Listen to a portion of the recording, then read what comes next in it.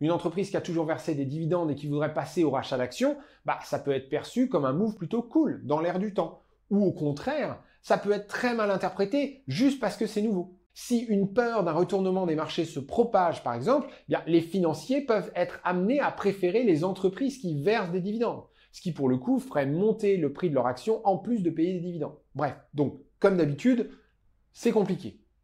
Ok, ouais, je vois. C'est presque une histoire de sociologie des marchés, là. Oui, c'est un peu l'idée, il n'y a pas que du technico-financier. Ensuite, la limite évidente au rachat d'actions, c'est le nombre d'actions disponibles.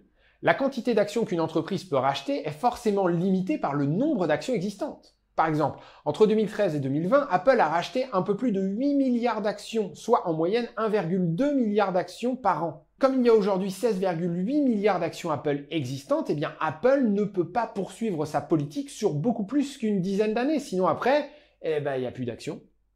Ah, mais oui, mais c'est évident, bordel. Et Apple pourrait pas émettre de nouvelles actions pour pouvoir ensuite en racheter?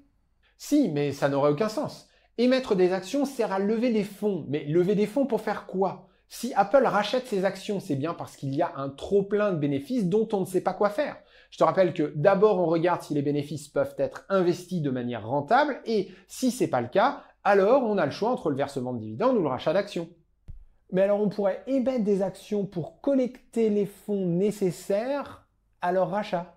Non mais là, ça ne ferait pas bouger le prix de l'action. Regarde, on reprend le ratio de bénéfices par action. Apple émet des actions sans proposer de projet pour faire plus de bénéfices. Donc, ce qui change dans le ratio, c'est le nombre d'actions qui grimpe. Donc, l'émission de nouvelles actions fait baisser le prix.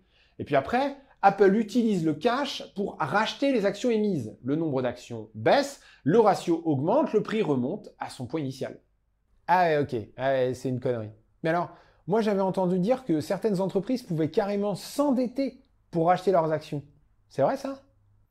Oui, complètement. Et là, pour le coup, en plus de tout ce qu'on a expliqué avant, il y a une notion de gestion de l'effet de levier de l'entreprise qui entre en compte. Oula, l'effet de levier. Je sais qu'on a fait une vidéo, mais... T'inquiète pas, on va reprendre tout ça tranquillement avec un exemple. Si je représente par ce rectangle la valeur de tout ce qu'une entreprise possède, usines, bureaux, brevets, etc.